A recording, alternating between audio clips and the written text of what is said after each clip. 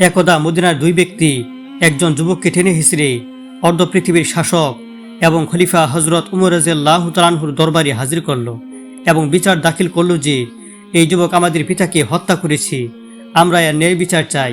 তখন খলিফা হজরত উমর রাদিয়াল্লাহু তাআলা আনহু সেই যুবককে প্রশ্ন করলেন তার বিপক্ষে করা দাবি সম্পর্কে।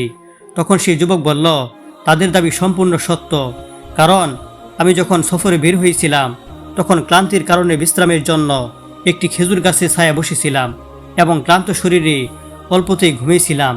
ঘুম থেকে উঠে দেখি আমার একমাত্র পছন্দের বাহন আমার উটটি পাশে নেই। খুঁজতে খুঁজতে কিছু দূর গিয়ে আমার উটটাকে দেখতে পেলাম, তবে তা ছিল মৃত। পাশে ওদের বাবা ছিল, যে আমার সেই উটটিকে তাদের বাগানে প্রবেশের অপরাধে পাথর মেরে হত্যা করেছে। আমিও রাগান্বিত হয়ে তাদের বাবার সাথে তর্কাতর্কি করতে করতে এক পর্যায়ে তাদের বাবার মাথায় পাথর দিয়ে আঘাত করে ফেলি, ফলে সে সেখানে মারা যায়, যার জন্য আমি ক্ষমা প্রার্থী। তখন যুবকটি সেই কথা শুনে সেখানে উপস্থিত সকলে বললেন, আমরা এর মৃত্যুদণ্ড চাই।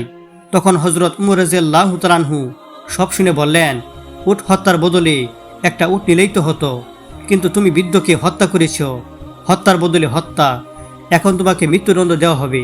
তোমার কোনো শেষ ইচ্ছা থাকলে আমাকে তুমি বলতে পারো। তখন সেই যুবকটি বলল, আমার কাছে কিছু ঋণ ও অন্যের কিছু আমানত আছে। আমাকে যদি কিছুদিন সময় দিতেন তবে আমি বাড়ি গিয়ে আমানত ও ঋণগুলো পরিশোধ করে আসতাম। তখন খলিফা হজরত উমর রাদিয়াল্লাহু তাআলা আনহু বললেন, তোমাকে একা ছেড়ে দিতে পারি না। যদি তোমার পক্ষে থেকে কাউকে জিম্মাদার রেখে যেতে পারো তবে তোমার সাময়িক মুক্তি দিতে পারি। তখন হতাশ হয়ে যুবকটি বলল, এখানে আমার কেউ নেই যে আমার জিম্মাদার হবে। এই কথা শুনে হঠাৎ মজলিসে উপস্থিত আল্লাহ নবীর এক সাহাবী হজরত আবু যর গফারী রাদিয়াল্লাহু তাআলা আনহু হজরত আবু যর গফারী রাদিয়াল্লাহু তাআলা আনহু দাঁড়িয়ে বললেন, আমি হব ওর জামিনদার। সাহাবী হজরত আবু যর গফারী রাদিয়াল্লাহু তাআলা আনহুর এই উত্তরে সবাই হতবাক। একে তো অপরিচিত ব্যক্তি, তার উপর হত্যার আসামির জামিনদার। খলিফা বললেন, আগামী শুক্রবার জুমা পর্যন্ত এই যুবককে মুক্তি দেওয়া হলো। জুমার আগে সে মদিনায় না আসলে তার বদলে আবু যর গফারীকে মৃত্যুদণ্ড দেওয়া হবে। মুক্তি পেয়ে যুবকটি ছুটল মাইলের পর মাইল ধরে তার বাড়ির দিকে। আবু যর গফারী রাদিয়াল্লাহু তাআলা আনহু চলে গেলেন তার বাড়ির দিকে।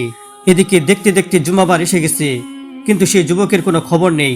হজরত উমর রাদিয়াল্লাহু তাআলা আনহু রাষ্ট্রীয় পাত্রবাহক পাঠিয়ে দিলেন আবু যর গফারী রাদিয়াল্লাহু তাআলা আনহুর কাছে। পত্রে লেখা ছিল, আজ শুক্রবার বাদ জুমা, সে যুবক যদি না আসে তাহলে আইন মোতাবেক আবু যর গফারীর মৃত্যুদণ্ড কার্যকর করা হবে। আবু যর যেন সময়মতো জুমার প্রস্তুতি নিয়ে মসজিদে নববীতে হাজির হয়। খবর শুনে সারা মদিনায় থমথমে অবস্থা। একজন নিষ্পাপ সাহাবী আবু যর গফারী রাদিয়াল্লাহু তাআলা আনহু আজ বিনা দোষে মৃত্যুদণ্ডে দণ্ডিত হবে, এটা মদিনার কেউ মেনে নিতে পারছে না। এমনকি মৃত্যুদণ্ডের আদেশ প্রদানকারী খলিফা হজরত উমর রাদিয়াল্লাহু তাআলা আনহু অনবরত কাঁদছেন। তবু আইন তার নিজস্ব গতিতে চলবে, কারো পরিবর্তনের হাত নেই।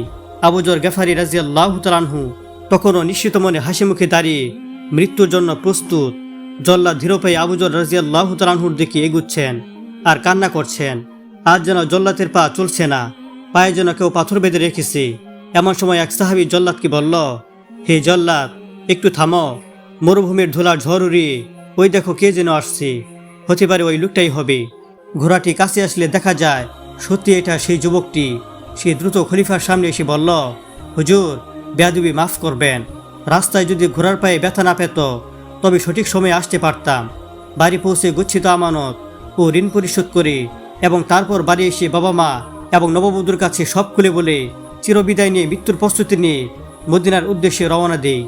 এখন আবু যর রাদিয়াল্লাহু তাআলা আনহুকে ছেড়ে দিন আর আমাকে মৃত্যুদণ্ড দিয়ে দিন। আমি কিয়ামতের দিন খুনি হিসেবে আল্লাহ তাআলার সামনে দাঁড়াতে চাই না।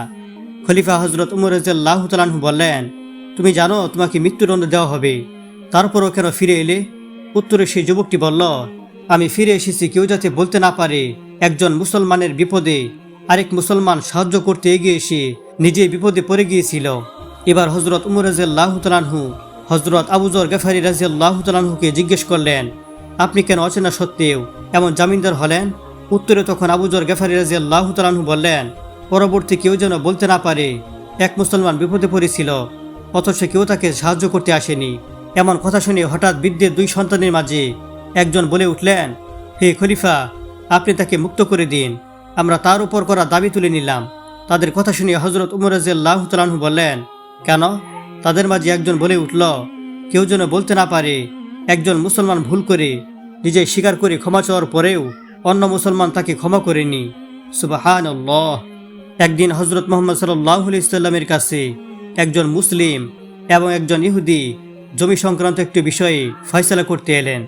নবীজি হযরত মুহাম্মদ সাল্লাল্লাহু আলাইহি সাল্লাম সমস্ত ঘটনা শুনে ফয়সালা ইহুদির পক্ষে শুনিয়ে দিলেন। কিন্তু মুসলিম ব্যক্তি এই ফয়সালায় সন্তুষ্ট হতে পারলেন না। তাই তিনি নবীজির দরবার থেকে বেরিয়ে হযরত আবু বকর রাদিয়াল্লাহু তাআলা আনহুর কাছে গেলেন এবং বললেন, হে আবু বকর, আমার এবং একজন ইহুদির মধ্যে জমি সংক্রান্ত বিষয় নিয়ে বিবাদ হয়েছিল, কিন্তু আমি একজন মুসলিম এটা জানার পরেও নবীজি সাল্লাল্লাহু আলাইহি সাল্লাম ফয়সালা ইহুদির পক্ষে দিলেন এবং আমার পক্ষে কোনো ফয়সালা শুনেননি। হে আবু বকর, আমি এখন তোমার কাছে এসেছি, তুমি কি এই বিষয়ে আমার পক্ষে কিছু করতে পারো? তখন হযরত আবু বকর রাদিয়াল্লাহু তাআলা আনহু সেই মুসলিম ব্যক্তিকে বললেন, যেখানে বিশ্বনবী সিদ্ধান্ত দিয়েছেন তার উপরে আর কোনো সিদ্ধান্ত হতে পারে না। ভাই, আপনি এখন আপনার বাড়ি যেতে পারেন। তখন সেই মুসলিম ব্যক্তি এই কথা শুনে আবু বকরের বাড়ি থেকে বেরিয়ে এলেন, কিন্তু তিনি মনে মনে সন্তুষ্ট হতে পারলেন না। তাই তিনি ভাবলেন তিনি হযরত উমর রাদিয়াল্লাহু তাআলা আনহুর কাছে অভিযোগ নিয়ে যাবেন। অতঃপর সেই মুসলিম ব্যক্তি হযরত উমর রাদিয়াল্লাহু তাআলা আনহুর কাছে অভিযোগ নিয়ে গেলেন। হযরত উমর রাদিয়াল্লাহু তাআলা আনহুকে বাড়িতে দেখে মুসলিম ব্যক্তি তাকে বললেন, হে উমর, আমার এবং একজন ইহুদির মধ্যে জমি সংক্রান্ত একটি সমস্যা চলছিল। অতঃপর আমরা বিশ্বনবীর কাছে একটি সিদ্ধান্তের জন্য গিয়েছিলাম, কিন্তু নবীজি সাল্লাল্লাহু আলাইহি সাল্লাম সিদ্ধান্ত ঠিকই নিয়েছেন, কিন্তু ওরা ইহুদির পক্ষে দিয়েছেন। আমি যে একজন মুসলিম, আমার পক্ষে কোনো সিদ্ধান্ত দেননি, তাই আমি এখন আপনার কাছে এসেছি। আপনি কি আমার পক্ষে কিছু করতে পারেন?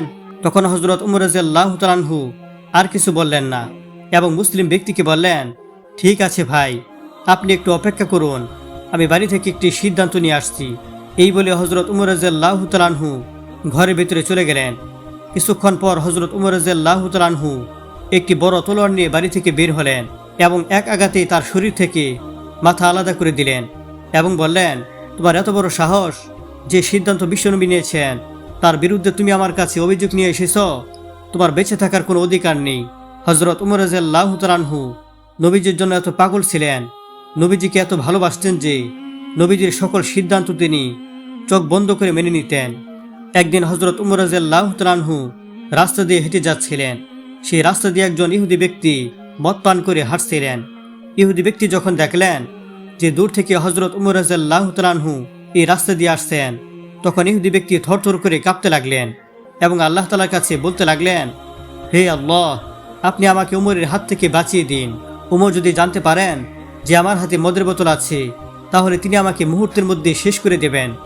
হে আল্লাহ, আমি ওয়াদা করছি, আপনি আমাকে এই বিপদ থেকে বাঁচিয়ে দিন, আমি আর জীবনে কখনো মদ পান করব না।